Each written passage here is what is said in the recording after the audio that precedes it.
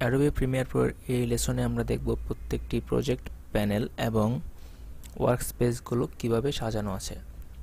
তো প্রথমে দেখুন যে উপরে file, edit, clip, sequence maker এগুলো আছে।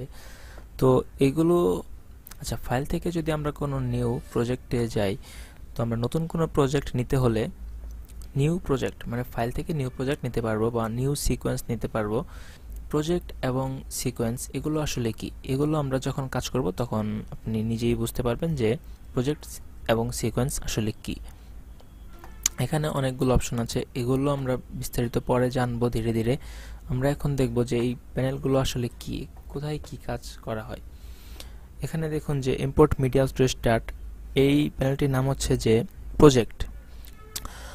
প্রজেক্ট হচ্ছে যে আমরা একটি প্রজেক্টে কাজ করার জন্য যে ভিডিও, অডিও এবং ইমেজ ইম্পোর্ট করব সফটওয়্যারের মধ্যে, এটি হচ্ছে এই প্রজেক্টের মধ্যে থাকবে, এখানে থাকবে। এবং লাইব্রেরিজ, মিডিয়া ব্রাউজার, ইফেক্ট এগুলো হচ্ছে যে আমরা এই প্রজেক্টে কাজ করার সময় ভিডিওতে এবং অডিওতে যে ইফেক্টগুলো ইউজ করবে সব ইফেক্ট এখানে আছে। এগুলোর মধ্যে ইফেক্ট দেয়া আছে এবং আপনি আপনার ইচ্ছামতো কোনো ইফেক্ট এখান থেকে সার্চ করে বের করতে পারবেন। ধরুন যদি এই হঠাৎ করে আপনার এখানে এই প্যানেলটি ডিলিট হয়ে গেল, মানে আপনি এটি পাচ্ছেন না, তারপর ইফেক্ট এটিও ডিলিট হয়ে গেল, এখন তো আপনি হতাশ হবেন যে আসলে আমার এই প্যানেলটি কোথায় চলে গেল, আমি এগুলো এখন কিভাবে পাবো। এগুলো আসলে আপনি এখানে দেখুন যে আপনি যদি উইন্ডোতে যান, উইন্ডোতে গেলে আপনি এখানে ইফেক্ট, এখানে যদি ক্লিক করেন আপনার ইফেক্টটি আবার চলে আসবে, ইফেক্ট প্যানেলটি। ইফেক্ট প্যানেল আপনার যেখানে ইচ্ছা আপনি সাজিয়ে রাখতে পারবেন আপনার মন মতো ইফেক্ট এখানে পাবেন। এবং হচ্ছে আপনার উইন্ডোতে গেলে আবার যদি আপনি প্রজেক্ট, দেখুন প্রজেক্ট কোথায় আছে, প্রজেক্ট, এই যে প্রজেক্টে যদি ক্লিক করেন তাহলে আপনার প্রজেক্ট প্যানেলটাও আবার ফিরিয়ে আনতে পারবেন। ধরুন আপনি এভাবে সাজাতে চেষ্টা করতে গিয়ে ঠিকমতো সাজাতে পারেননি এবং সম্পূর্ণই নষ্ট হয়ে গিয়েছে, তো আপনি কি করবেন? এগুলো আপনি আবার ডিফল্ট কিভাবে করবেন? উইন্ডোতে গিয়ে ওয়ার্কস্পেসে যাবেন এবং নিচে দেখুন reset to save layout.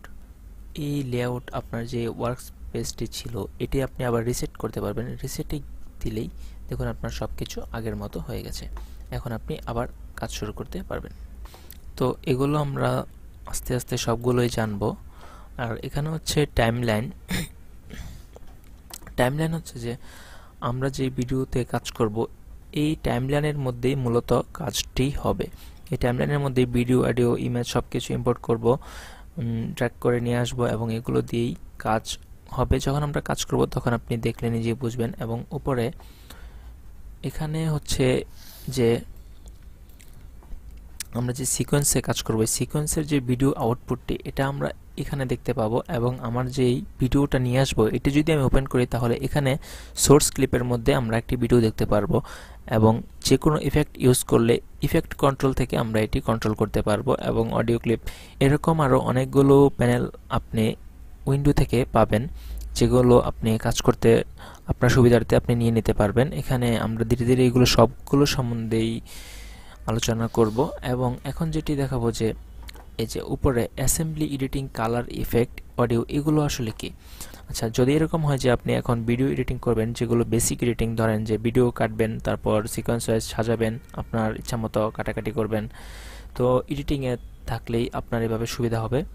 Assembly এটি হচ্ছে যে এখানে যদি আপনার যদি প্রজেক্টের মধ্যে যদি অনেকগুলো ফাইল থাকে, যে ভিডিও অনেক বেশি, ইমেজ কোনটা এখানে নিয়ে আসবেন, এখানে সরাসরি এখান থেকে টাইমলাইনে আনবেন এবং এখানে শুধু একটা মনিটরের মধ্যে আপনি সিকোয়েন্সটি দেখতে পারবেন এবং সোর্স আপনার যদি প্রয়োজন না হয় এটি না ওপেন করে শুধু এখানে দেখতে পাবেন। এবং কালারে গেলে আপনার যখন মনে হবে যে এখন আমি কালার নিয়ে কাজ করব বেশি, তখন এই কালারটি যদি আপনি সিলেক্ট করে রাখেন, যে দেখুন এই দিকে একটি লুমেট্রিক কালার নামে একটি প্যানেল চলে এসেছে। লুমেট্রিক কালারের যে প্রিসেটগুলো আপনি পাবেন এখানেই দেখতে পাবেন এবং এখান থেকে আপনি ড্র্যাগ করে আপনার ভিডিওতে দিয়ে দিলেই সেটি কাজ হবে। এগুলো যখন আমরা কাজ করব তখন আপনি একটি একটি করে দেখবেন এবং বুঝতে পারবেন। এই লেসন এ পর্যন্তই ছিল এবং পরবর্তী লেসন দেখতে সাথে থাকুন। ধন্যবাদ।